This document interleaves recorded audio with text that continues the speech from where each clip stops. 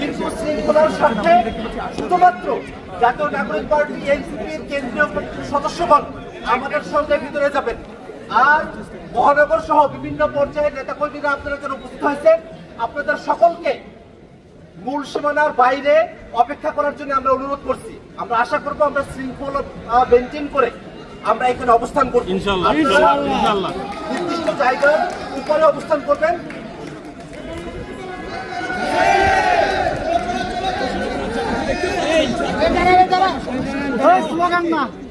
প্রিয় সহযোদ্ধাবৃন্দ, আমাদের একটা প্রতিনিধি দল এখন ভিতরে যাবে। আমাদের ট্রাকে করে অনেকগুলা কাগজপত্র আসতেছে। নির্বাচন কমিশন আমাদের যে শর্তাবলী দিয়েছিল, ট্রাকে করে আমাদের কাগজগুলো নিয়ে আসতে হচ্ছে। এটা হলো বাংলাদেশের চিত্র। আমরা একটা প্রতিনিধি দল ভিতরে গিয়ে মূল কাগজগুলো সাবমিট করতেছি। আমাদের আরো একটা যারা সহযোদ্ধাবৃন্দ আছেন, তারা পথে আছেন, তারা আসতেছেন। আপনারা এখানে অপেক্ষা করবেন।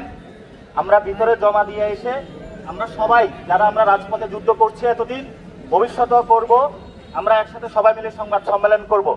সেই পর্যন্ত আপনারা সুস্থ এবং সুন্দরভাবে এখানে আইন শৃঙ্খলা যারা আছেন তাদেরকে সহযোগিতা করবেন এবং দায়িত্বশীল আচরণ করবেন। ধন্যবাদ।